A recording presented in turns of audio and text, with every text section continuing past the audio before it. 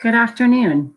I'm Mackenzie Glenzadrali, Senior Enrichment Program Director with the Wisconsin Alumni Association. On behalf of our organization, it is my great pleasure to welcome all of you to our Poetry of the Moment program. Though we are unable to gather in person due to COVID-19, we are thrilled to bring Badgers together for this virtual event. Before we begin, a few notes. First, please acknowledge with me that the Wisconsin Alumni Association and UW-Madison are situated upon traditional territories. The Wisconsin Alumni Association and the university respects the inherent sovereignty of the Ho-Chunk Nation and the 11 other First Nations of Wisconsin. During our program today, we welcome your comments and questions. Please use the chat feature on YouTube to ask your questions, and we will do our best to answer them throughout the program. You may recognize our speakers today as they were featured in the winter issue of On Wisconsin magazine. If you haven't read the article yet, we encourage you to do so after the program, and we'll drop a link in the chat to the article. And now for our speakers. Cherene Sherrard Johnson is the Sally Mead Hands Bascom Professor of English at UW-Madison. Sherrard was born in Los Angeles, earned her bachelor's degree at UCLA and her doctorate at Cornell. Her research primarily focuses on Black female representation in mid-19th to early 20th century American literature and visual culture. Sherrard has earned many fellowships and awards, such as the Wisconsin Arts Board Grant in Poetry, a National Endowment for the Humanities Award, and a 2019 Outstanding Women of Color Award. Welcome, Shireen.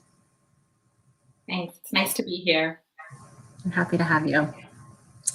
Amaud Johnson is the Halls Bascom Professor of English at UW-Madison and Director of the MFA program in Creative Writing. Johnson was born and raised in Compton, California, and was educated at Howard University and Cornell. Johnson is a former Wallace Stegner Fellow in Poetry at Stanford, McDowell Colony Fellow, and Cave Canem Fellow. In addition, he has received the Hurston Wright Legacy Award, the Dorset Prize, and the Pushcart Prize, and his work has been published in Best American Poetry and American Poetry Review, among others. Welcome, Ahmad. Hi, Mackenzie. Thank you for having me. And finally, our moderator for today's program is Ann Shaffer. Shaffer's poems have appeared in Poetry, Image Journal, and Free State Review, and elsewhere. Her essays, reviews, and stories have been published in a variety of outlets. A Madison resident, Shaffer is a proud UW-Madison alum. Welcome, Ann. Thank you. Well, thank you all so much for being here. Ann, may I turn it over to you? Sounds good. Thank you, Mackenzie. Well, how fun that we all get to be here and talk about poetry. And I have my two favorite books of all time. They're wonderful. I'm lucky because I get to live near you and we get to walk our dogs together and talk about poetry. So maybe Shireen, you can start and you can read, and then Ahmad will join us later and he could read, and then we'll all get back together. So why don't you start by telling us about the book, Shireen? We're eager to hear your poems. Wonderful. Yeah, I'm really excited to be here reading from my new poetry collection, Grimoire, which you have the cover there. Grimoire is an archaic name for a magical textbook. And it's apt because several of the poems in this book are actually recipes, or what would have been called receipts initially.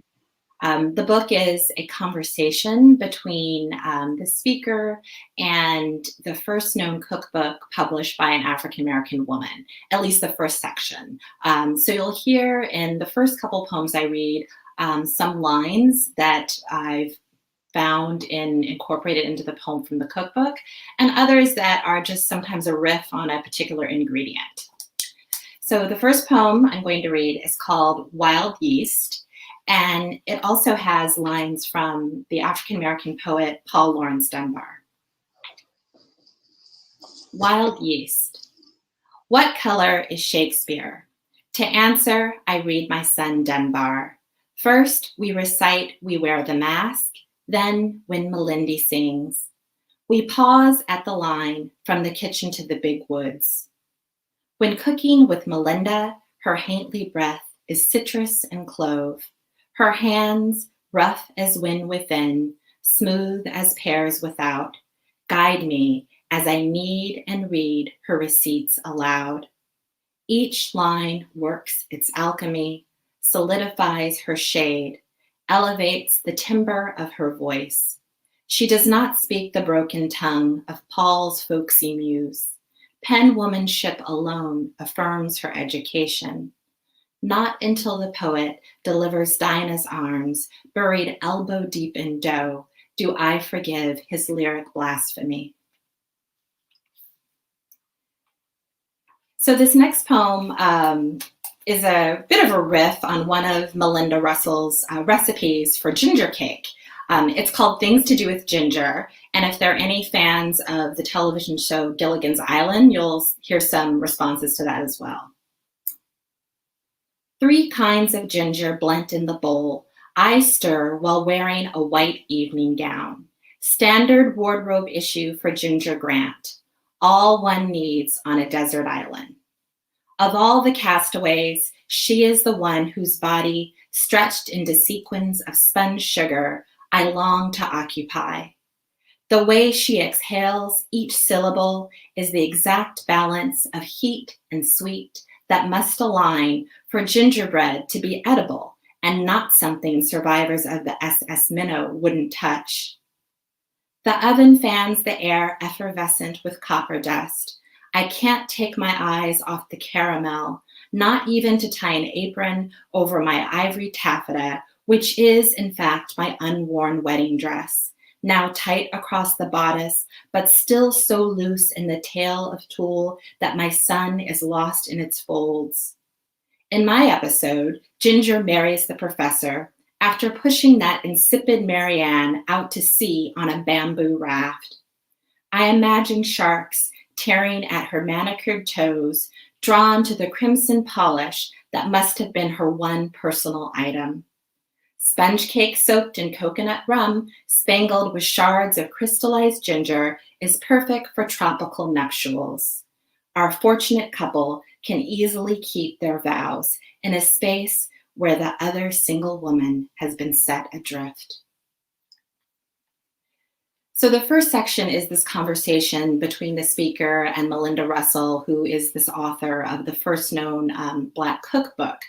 But the second section takes a different turn to thinking about not making of baked goods or food, but of children, of childbearing and child rearing, and especially the health disparities between birth outcomes of women of color and other and white women in the United States.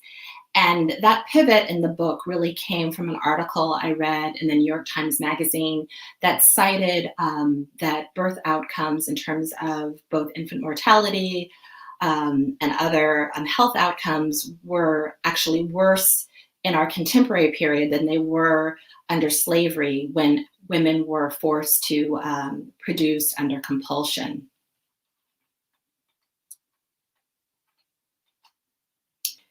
Outcome.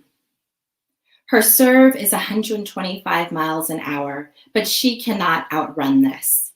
She has won, has published, but she cannot outwrite this. She has starred, has danced, but she cannot outtwirl this. She has flown, sung and swam, released from parallel bars, stuck a vault without stutter, but always the eclipse awaits. Anomaly. When a thing happens that the accumulated data cannot validate. You tell yourself this is not life-threatening. You tell yourself you can afford to raise or bluff. You tell yourself you can enunciate yourselves out. The talented 10th assembles a league of doulas. They edge the black of their capes with starlight. None of this helps. None of this will save you.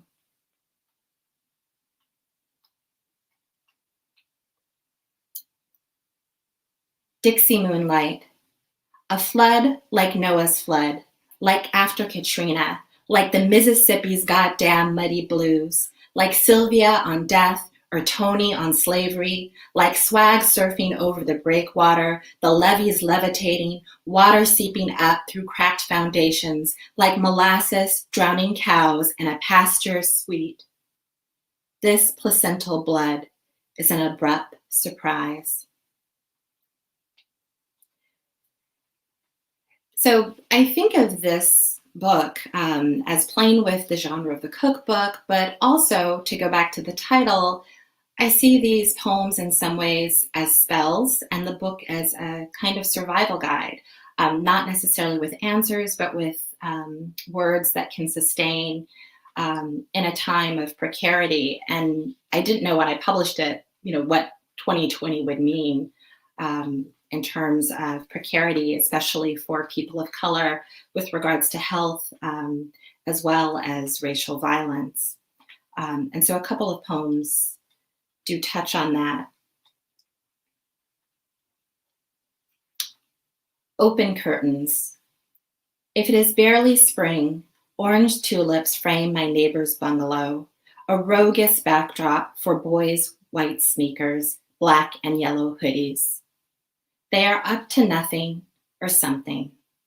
I am listening to their buzzing, but not hearing. I am thinking of my boy on a parallel street in a like formation, not regarded by me. I read the same page over and over until when I look up, they are gone. The bruised shadows of tulips loiter in their wake. So here's a poem I wrote after the 2016 election, and in some ways I was happy to hopefully not have to write quite another poem like this. It's called Apologia.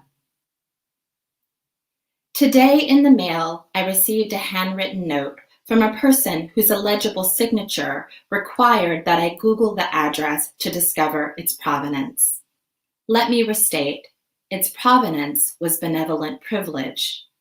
So accustomed am I to the casual pokes and missteps of daily interaction that I fail to be offended by, or maybe misremembered, the incident obligingly related inside the card, and printed with an abstract collage of what I think was an Asian carp, an invasive species my son likes to fish for in the lake and let suffocate on shore. He lures them with sweet corn, a kindness, he says, because these carp have no restraint. They obliterate biodiversity, and we do not want a lake that holds only one type of fish. So one last poem, I think we have time for. I always like to end on this poem. I call this my Beyonce poem. Perfect Matte. The unnamed African woman who took a halting step off a ship onto swampland in a Louisiana port had a certain je ne sais quoi. Call it survivor's sparkle. A corona that attracted the highest bids in Congo Square and sent her straight to the big house. Beyonce, you and I wear the same shade of foundation, a tube of red minerals culled from Yoruba, Seminole, Irish, French, and Spanish earth, blended seamlessly into a creolized clan of American Negro. We share this common ancestress, but while she can be ridden in a golden flounce, I am too tired to twerk, to wield the flat iron, to swallow the lemonade, to cleanse the vessel, to host a goddess. Thank you. Wow, that was really wonderful and moving. I feel like I've traveled over so many places and decades listening to those poems. Thank you. So could you tell us a little bit about how you came across Melinda Russell's Sure. cookbook I and was what drew you reading to it? a history by a culinary historian named Toni Tipton Martin, which had gathered together some of the earliest cookbooks by Black authors and trying to excavate this tradition of recipe writing. And I was just struck by the idea of recipes as being these preserved words that are passed down through time, that allow us to communicate with the past in a really special way. And then when I got my hands on Melinda Russell's cookbook, which is in the special collections at the University of Michigan, I was just fascinated by the stories that her recipes told, and that's how the project evolved. I also like to bake and cook, so. Yeah, so what was, I think I remember you said that you made the ginger cake, is that right? Right, yeah, so I have made the ginger cake and some of the other recipes. They aren't that easy to translate into current measurements, so some of the ingredients are hard to find, and I'm not professionally trained by any, but it was well, good. You are a very good baker, I know that. But it was good to get that, just a sense of communicating with her through making the recipes, and from that came the poems. Oh, okay, that's so interesting. So I want to remind our audience you can put questions in the chat. We're eager to hear from you, but I have lots of questions in the meantime. I especially love your Beyonce poem. I like the sense of history. Like, where does someone like Beyonce come from? She's so extraordinary. So can you talk, and also there's the Ginger and Marianne question, which I'm glad you come down on the side of Ginger. But can you tell us a little bit about how pop culture figures into your thinking, especially, when you're talking about race in this incredibly this time of so much racial division? How do you work that into your poems? Well, I think it's more that just the things that I am fascinated with and love are always just kind of roiling in my head, and they come out in these interesting combinations. The Beyonce poem, there was a CoverGirl ad that Beyonce was in a few years ago, and I was always struck by how her ethnic background, which reflects, the background of many Black people in this nation, was being used to sell cosmetics, right? And I was just struck by that. And so some of that appears in the poem as a way of, getting at our strange fixation, but also our connection, right, to our heritage and our desire to uncover our backgrounds, whether it's through family stories that are passed down, or doing something like 23andMe. Interesting. Okay, we have some questions. The first one is, where can we find your book, Shireen? And the listener said that they love your poems. Oh, that's so nice. Well, anywhere. It's published by Autumn House Press. Locally in Madison, I know that Room of One's Own has or at least earlier when it first came out, had quite a few copies, including signed copies. So you can get it there. Otherwise, going to either Bookshop, which is a website that supports independent bookstores, or the press, Autumn House Press. And I think Mackenzie will probably post a link in the chat. Right. Okay. And another person would like to know, when did you know that you wanted to be a poet? I've written poetry for much of my life, since I was a child. In fact, one of the activities my mother has been engaged in under quarantine has been going through boxes and boxes of my writings. And so every once in a while, she'll pull one out and say, oh, here's this poem that you wrote for your school's literary journal. So pretty early on. Wonderful. I think, though, it was more of a personal thing. I don't think I necessarily envisioned that it would become as much a part of my professional life as it has. But so you started writing in grad school? Is that right? Like professionally? Oh, yeah. In terms of that, my academic work, yeah. Yeah. Okay. And how do you feel like your experiences and your research affect your writing?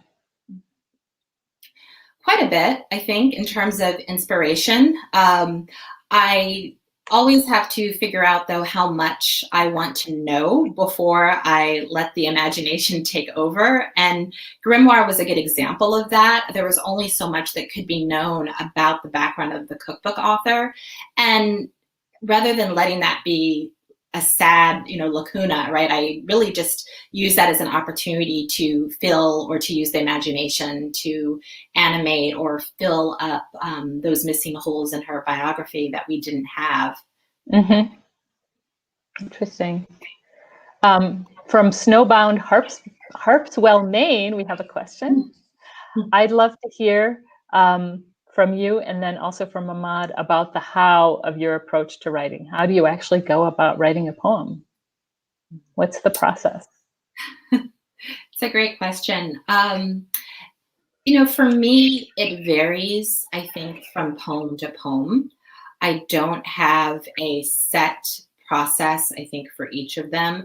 Sometimes I'll just have a title or an idea, and I'll write and journal about that to see, what it is I want to get at with the poem. Other times, a poem will come to me with its own structure. So I'll have a sense that I want to write, for instance, maybe a lazy sonnet. I'm really fun with sonnets. And so I'll have the idea, and then I'll work to make them meet in the middle together. In terms of revision with me, a process part is for me often reading aloud over and over again. I'm very interested in the content as well as the musicality, and also where to end the line. So those are some of the things that go into. And are you often motivated by language or images? Does one or the other tend to get you thinking faster? Can be either, right? Can be either. Sometimes an image of something that I see or encounter, in pop culture or just in the natural world takes hold of me, and I wait for the language to come around it. Other times I have the words initially. So interesting. So here's a good question. Do you know if Beyonce has read your poem? See, when you bring up Beyonce, everybody's going to want to talk about that. That's the question. I don't. I do know that she does read poetry herself. So I know there a lot of times I'll see that she'll post about things that she's read. And in her video album, Lemonade, which I have a little reference to in the poem, she does use poetry from contemporary poets. So it could happen. I bet she has. So your work is often based in history. What is your process for getting into the space that the individuals in your poems live within or lived within? Well, because I teach, and that's sort of, I have these two hats, the creative and critical hat, and because I teach a lot of classes on early African-American literature and Caribbean literature, some of that I know from just my scholarly work, right? I have a sense of time period. I read and teach a lot of authors who wrote books during that time. So, for instance, in the case of grimoire, I've often taught slave narratives written by 19th century Black women. So I have a sense of what their voices sound like. Not so much that I'm trying to interpret or render it in the same way, but it's something that I draw from to give the work a feeling of liveness or presence. So here's a question from Joe in Madison. What do you think is an aspirational venue or medium for your art?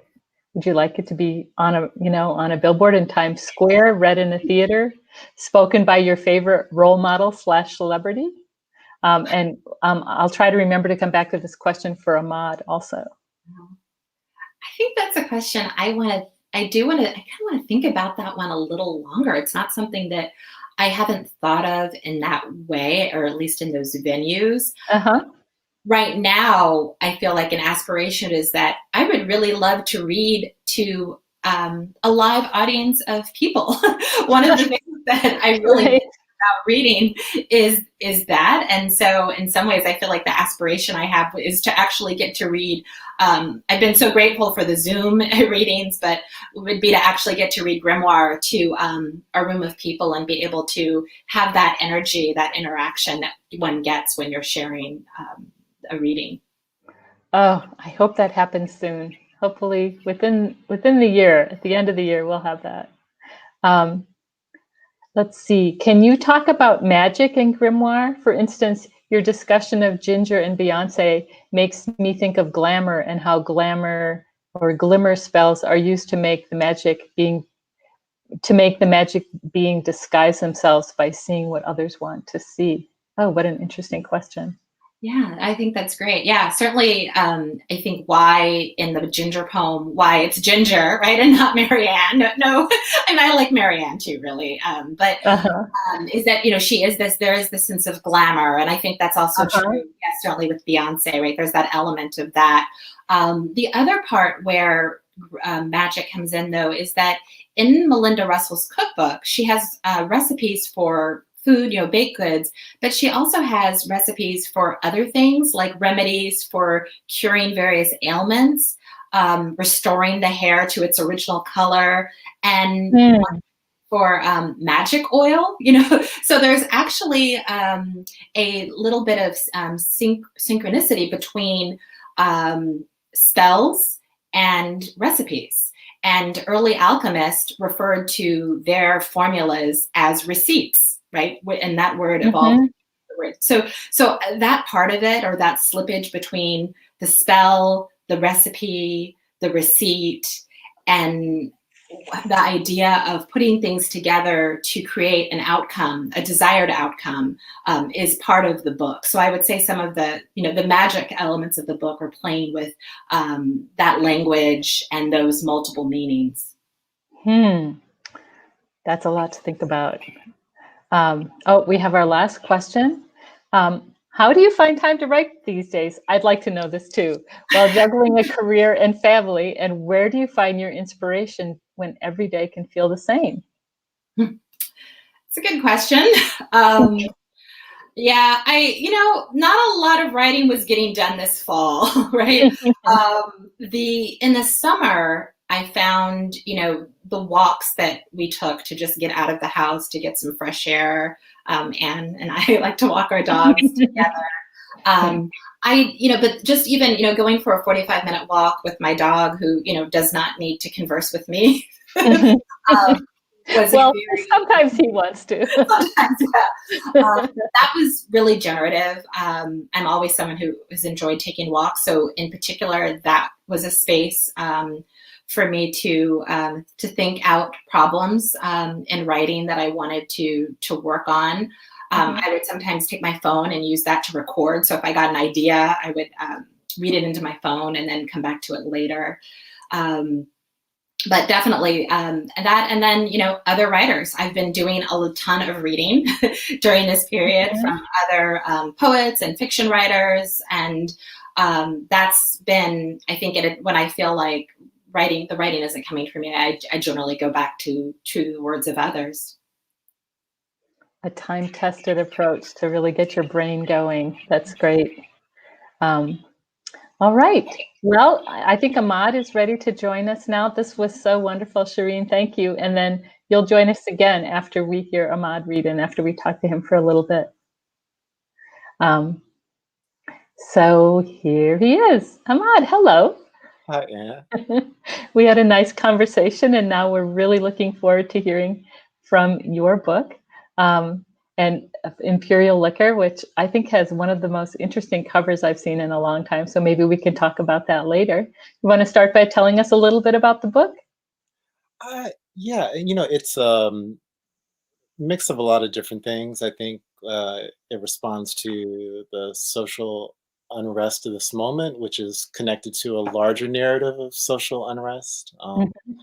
It kind of bridges the personal and the historical. I think this is my third book, and it's probably like the most personal of the three books. I feel like I'm beginning to write more just about my lived experience, so it kind of functions as a catalog of things I've seen and felt. So it Mm-hmm. does feel like a departure from my earlier work. Yes, a lot of it seems very personal. Well, we're eager to hear you read some of your poems. So why don't you get started? All right, well, I'll jump right in. So much for America. I was interrogated via helicopter while taking a shortcut through a field. I was handcuffed leaving this post office. I was placed in a lineup in the middle of the street. I dress Natalie. I wear sports jackets. I use rubbing alcohol to keep my sneakers clean. My sweatshirts with the stitch block letters from certain colleges won't keep complete strangers from searching my crotch. I whisper uncontrollably. I smile when nothing's funny. Gun at my temple. Shit stinging my ear. Is that a knife in your hand? I thought protocol was the scruff of your collar. On the curb. On your stomach. Cheekbone on the hood. The smell of good wax. I am so aware of my body. Do you think about your body? Look at your hands. Show me your hands. I'm returning to Ellison. I'm surrounded. You're surrounded. But I'm always alone.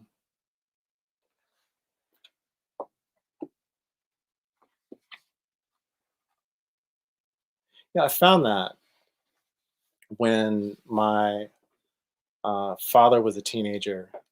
He lived through the Watts riots at 65. And when I was a teenager, I lived through the LA riots in 1992. And given the events of this past year, I'm now kind of processing my sons living through social unrest. And I'm so caught off guard by these waves. And as much as we talk about or think about progress, I feel like we keep having the same conversation. Line of reason. If the best defense is more offense, as with the boxer, who in his infinite wisdom hammers the already awestruck, casting down upon him the long broken shell, so many garlands of blood. And rather than look away, we quarrel with ourselves, saying, he shouldn't have tried to get up. That's the problem with people. They never listen, never accepting what it means to stay down. And if, let's say, the boy in question had already committed some strong-armed offense, as in, I myself always wanted me a whole box of cigars, or that money in your fucking pocket was always mine.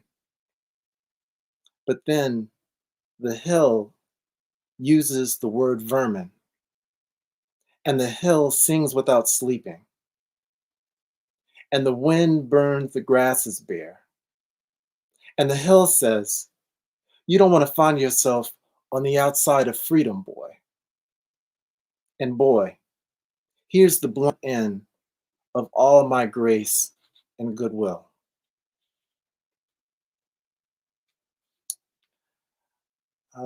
This next poem bridges the LA riots in '92 with the events in Baltimore and the death of Freddie Gray. The authority. Call it what it was, a Watts, or the brick's bright salvo against Reginald Denny's face. How triumphantly bloody now I remember it. The red truck, the driver's side door, aimless as a slip toupee, or the flap of one's skull, or how Holmes, playboy, after he dropped him, seemed to high step, seemed to glad hand the air. We were talking about West Baltimore after dinner, about the boy who, at the behest of his mother for breaking some windshield, turned himself in. My son, our son, because we have gone hoarse for years trying to get him to listen, thinks, here's a story about obedience and redemption. And given the divine narcissism of childhood, where the juice-stained protagonist often emerges from an orchard only to confess, or the soldier returning, whose wounds vanish after his feet were washed with palm oil, or sweet, sweet Isaac, the bound body, and Abraham's stayed hand. Who wouldn't believe that God rewards? This next poem is based on the death of Latasha Harlins. She was a 15-year-old young woman who was shot in the back of the head by a liquor store owner after an argument. The liquor store owner was found guilty, but the judge gave her community service. So essentially, she had to pick up trash on the side of a freeway for a few months. This was kind of my introduction to the Black Lives Matter conversation. How often I've turned to Latasha Harlins, who would have been 45 this July. As if you have disturbed someone at dinner, but rather than leave, you traipse through their hallways and bedrooms, rifling through their closets and drawers, fingering the fine linen shirts and pocket squares, the bespectacled display case, your breath. And naturally, they are too polite to say anything. So they just look, without looking, rehanging the same fucking blouse, unfolding, then folding a charcoal cardigan, which is so late season, which you probably wouldn't have purchased anyway. And I'm convinced they've convinced themselves that they're good people, considering the apparent absence of sound. No ugliness, no sirens, no syrup or egg yolk marring some lunch counter. No one even contemplates the police, which warrants, I imagine, in their imagination, the form of applause. My sons were gone too long. They are developing this habit of walking their allowance down to the corner store. One of the many ways I've failed them. We haven't had that talk about their bodies, about the alarming rate of illiteracy surrounding their bodies. I'm ashamed of how much compassion I've shown our declared enemies, which is what I was given. Always unzipping my jacket, attempting to speak before spoken to, being pleasant, thinking everyone is watching. And what they're waiting for is whatever I've placed in my hand, which rarely feels like grace. I grew up in Compton, California. We've lived in Madison now for about 20 years. But there's certain things about life in Los Angeles that obviously affected my personality, just my consciousness. Daryl Gates was the police chief through the 70s and 80s, the bulk of my childhood. And he's kind of responsible for the way we think of the kind of paramilitary mentality connected to many police forces around the country. So after he passed away, I wrote this poem. LA Police Chief Daryl Gates, dead at 83. So the parents blame the children, and the children marched barefoot through the alleys, spray painting their age. And the preacher introduced the word lascivious and accused the congregation of not tithing when the daughter died. And the deacon board smoke, and the economists saluted Reagan, and the police called it an economy of dust. Our meteorologists predicted a low pressure system in the abdomen, and junkies swore perfume wrung the air. The grocer had his union. The butcher couldn't outrun his quarter of spoiled blood. And the girls wore extra rings and caked their skin with Vaseline.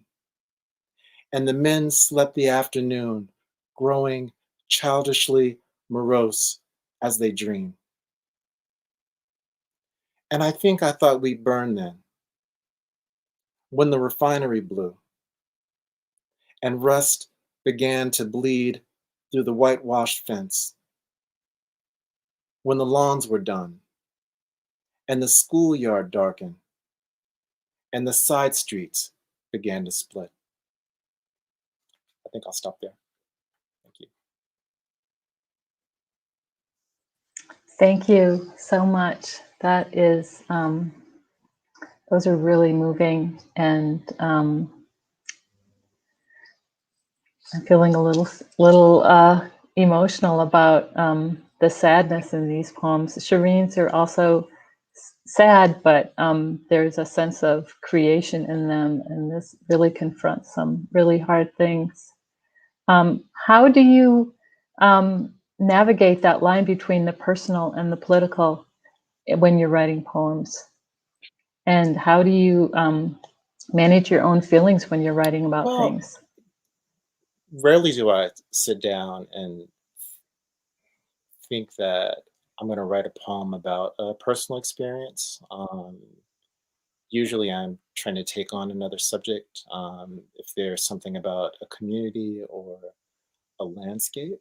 But, often those subjects are mirrors, like the pastoral poet who looks at a hillside. He or she is ultimately, seeing himself, right? Like that. Mm-hmm. The subject and the way we treat a subject, I think, exposes our interiority. So Mm-hmm. this book, I think, was an exercise of kind of peeling back those layers. And it's difficult in some ways because it's writing personal poems. Like, you kind of have to confront, like, your feelings. So there's a kind of vulnerability, things that I'm still kind of coming to terms with in terms of like my fear or like anxiety. So In the interview on Wisconsin, the interview you did with Preston Schmidt, you talked about negative capability. John Keats's idea that you don't have to reach after fact and certainty, you can kind of exist in something, that's something that poets do. How does that affect your work? Well, it's something that we're all experiencing in the pandemic, right? That we don't have any real sense of when this is going to end. We've kind of given up our plans. I have an appointment book and it's just empty. I'm not sure what to do with it. But I exist that way, in a poem. Usually I have no sense of what's going to happen in the poem, how the poem is going to end, and that kind of like indeterminate, kind of floating experience, I think forces a different kind of awareness and sensitivity. You talk a lot about guilt in your poems. There's a sense of always the guilt is being pointed at a Black man's body, as you say, but then to the point where a person can start to internalize the guilt. But then the opposite of that, I think you say, is grace. And what do you think is, what kind of grace is available to someone who is struggling with all the things that you talk about in your book? Well, I mean, this is all very human, right? That we want power and that we feel simultaneously powerless. So then, that vulnerability, I think, is really, complicated. I mean, I've always thought that guilt is an unsustainable emotion. People feel guilty, but like it's hard to just always, kind of be, in that state.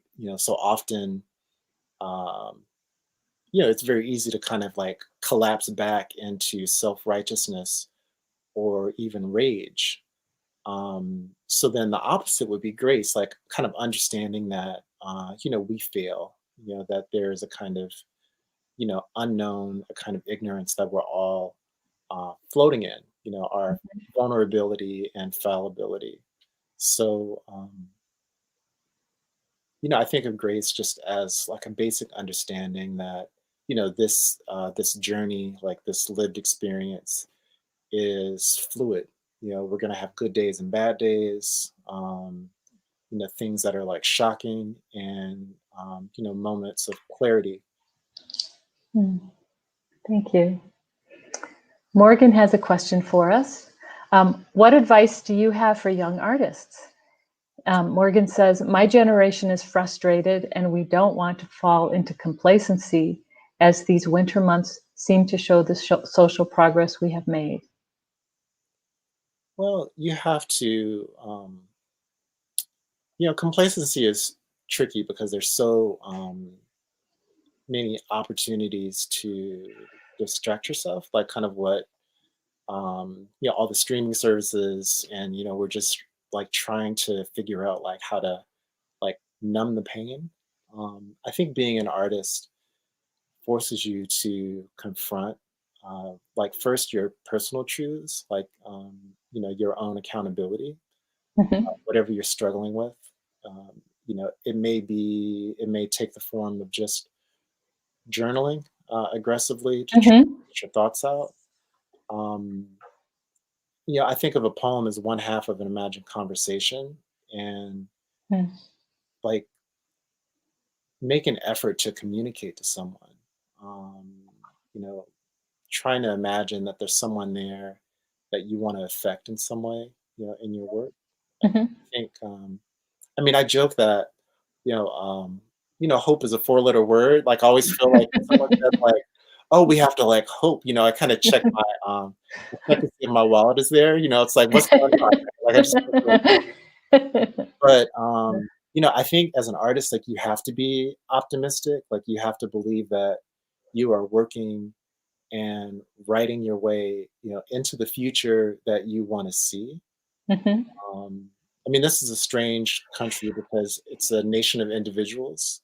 Mm-hmm. So there are ways that we're holding up a singularity, like our individuality, but then we have a collective sense of that. So I think the artist is always managing how the personal is political. Um, Mm-hmm. we're not ahistorical, apolitical in any way. So I think as artists, like it's really important to try and figure out how to hold up your individual experience, but then to realize that your individual experience is symbolic. So you're kind of building a community through your own honesty or self-awareness. I like the idea of writing your way into the future that you want to see. That's very nice. Let's see, we have another question from Susan. Seeing the bookcase there, is there a particular poet or author you turn to for hope? Oh, well, there's so many conversations around James Baldwin right now. The old The Price of the Ticket, just his collection of essays. As a gay black man in the middle of the 1960s into the 70s and 80s, James Baldwin kind of represents intersectionality. And usually if I feel lost, I'll go right to that book. I also really admire Robert Hayden and Yosef Komunyakaa as poets. But yeah, I have a lot of different books to turn to. Adrian Rich, Mark Doty, um, Linda Gregg, who I've been obsessed with for the past year or so. I can attest that both you and Shireen have a vast knowledge of poetry, and It's always stunning, the poets that you bring up I can't quote chapter and verse, but you can both always quote it. That's really seems like a great resource you have in your own brain. Okay, so we have our last question from Dawn. The great Langston Hughes talked extensively about why he writes the poetry he does. Can you talk about your why? Why do you write what you write? Well, I think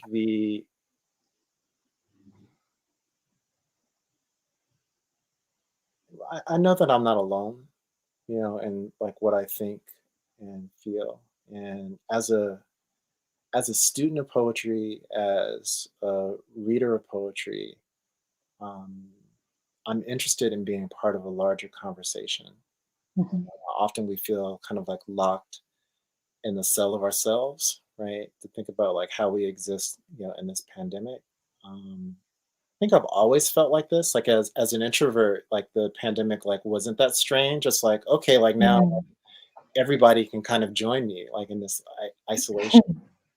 Um, but then like, what I realize is in my silence and my privacy, I'm always like thinking about others, right? Like, and I'm obsessed with like other lives. And I think as a writer, um, I think of the poem as, and this comes from Edward Hirsch, another poet, as a message in a bottle.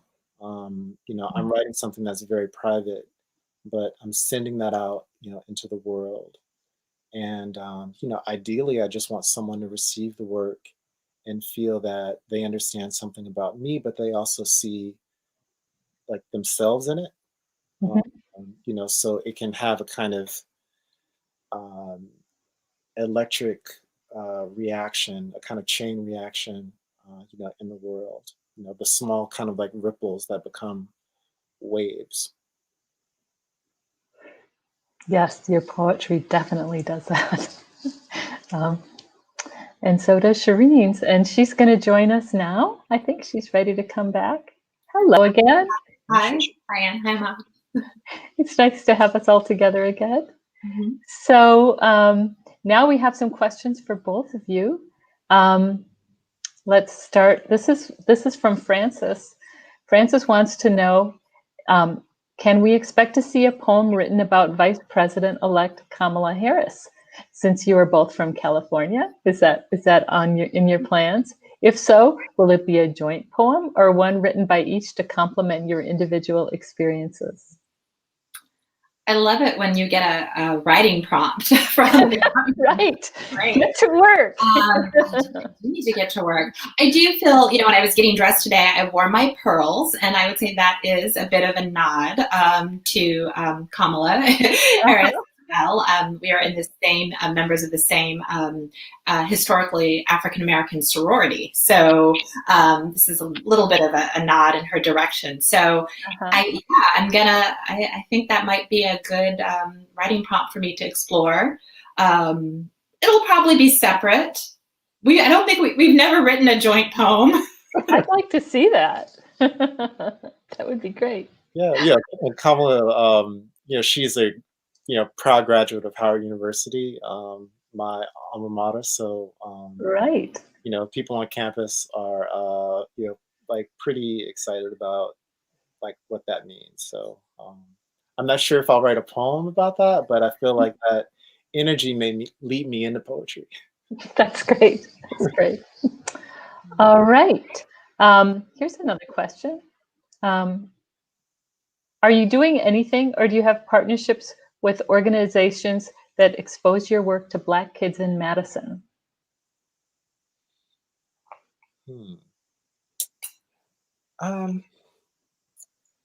Not at the moment. There were a few years I was the faculty director of the First Wave program, and First Wave students.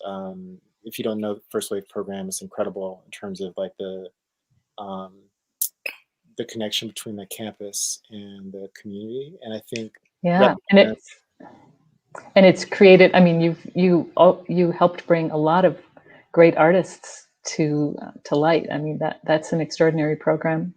Yeah, and I think through through teaching and community building on campus. I feel like I have a whisper campaign. Like I talk to people, and then they talk to people, and then they kind of make their way, out. But it's been some time since I've gone into the high schools. Occasionally, I do that.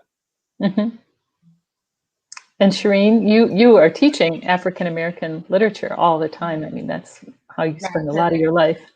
Yeah, and the college level, I think reaching or outreach to children in Madison. I'm part of a mothers group called Jack and Jill, and through that, we actually do run a lot of programs that are focused specifically on children. There's a lot of interest in poetry. My poetry and even Ahmad's poetry, some of it, depending on the age of the child, we always have this joke, when can, our children are now really old enough to read our books. So, I think, there's partly thinking about what's appropriate for that. But I think it can be a great learning tool. All right. So we have time for 2 more questions. This one is from Joshua for Ahmad. So that floating experience you refer to, how is that affected by form? Is there some solace in hewing to a known structure? Well, rarely am I thinking about form on the front end when I'm drafting a poem. Usually I'll begin with, like a fragment, either an imagistic fragment or a sonic fragment, and, I'll kind of, I'll loop a phrase, like I'll just like write a phrase over and over and then add to it, like almost as if someone is kind of composing on a piano, where you just have like a few notes and then you add notes, and then eventually, like, a phrase becomes a clause, becomes a line, becomes a sentence, becomes a stanza. So like that sense of floating, every poem kind of teaches me how to write it. So I never kind of think about that or really understand it on the front end. It's only kind of when it's done that I like see it like as its own kind of complete thing. So in that sense, the floating experience is where I am in the middle of a poem. Interesting. And Shireen, do you have any reading recommendations for our audience? Things that you think everyone should be reading right now? There's so much out there actually right now. Around poetry, there's a new collection edited by Kevin Young, who's poet and editor of The New Yorker. It's 250 years of African American poetry. So that's a place to start, especially if you're interested in Black poetry. I know Ahmad referenced some poets that he really loves. When I was writing Grimoire in particular, I sat with Rita Dove's collected works, as well as Gwendolyn Brooks. So those are 2 poets that I would encourage people to seek out if they're not familiar.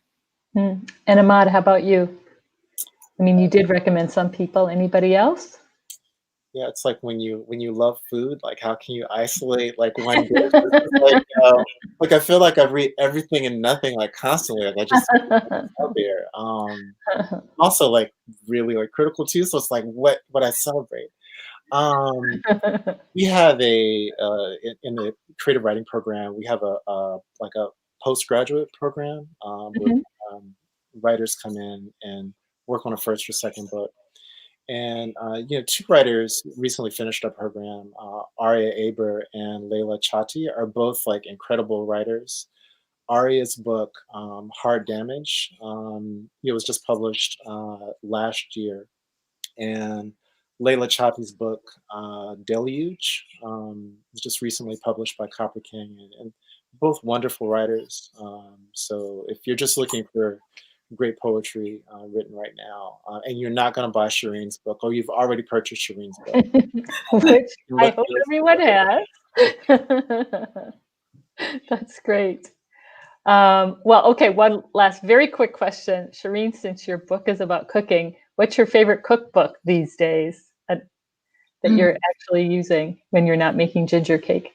Okay, so I actually have a great answer for this because I just got a copy of this cookbook called In Bibi's Kitchen, which is a cookbook that focuses on East African cuisine, and I always have to try out a recipe somewhere like on Food 52 before I buy the cookbook. And so, yeah, I've tried out a couple of them, and I really would endorse that cookbook. It's great. Great.